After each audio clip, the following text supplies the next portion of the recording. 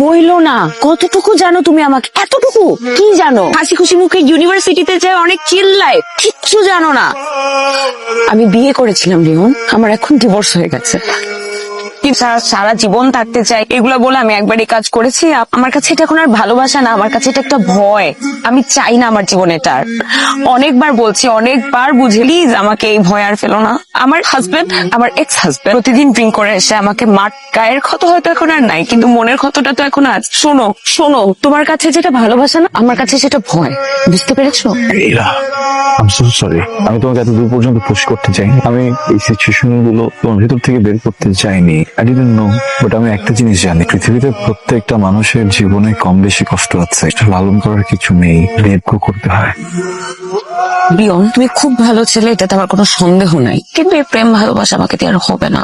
আমি ভেবেছিলাম তুমি আমার অনেক ভালো একটা বন্ধু হতে পারবা, কিন্তু এখন মনে হচ্ছে না তুমি আমার একটা ভালো বন্ধু হতে পারবা না আমার ভালোবাসা। আমার কাছে খুব ভালো লাগছে শেষ পর্যন্ত তুই কালকে অফিসে জয়েন করছিস, দায়িত্ব নিচ্ছিস। চল বাসায় চল, কালকে যাবো একেবারে। সাবধানে। ওকে, তুই সাবধানে যাস। তুই কি আরেকবার ভেবে দেখবি? মা, তোমাকে তো আমি সবই বললাম, প্লিজ আমাকে আর বলো না। আমি না আমার অতীত থেকে একবারে বের হতে পারছি না।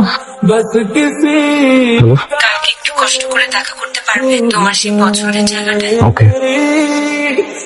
রিয়ন, আমার চাকরি হয়েছে চট্টগ্রামে, আমি কাল চলে যাবো। ট্রাই করলে তো ঢাকাতেও ভালো জব হবে। এত দূরে যাওয়াটা কি জরুরি? হ্যাঁ, জরুরি। আচ্ছা, কাছে কেউ চলে যেতে চাইলে কান্না কেন আসছে?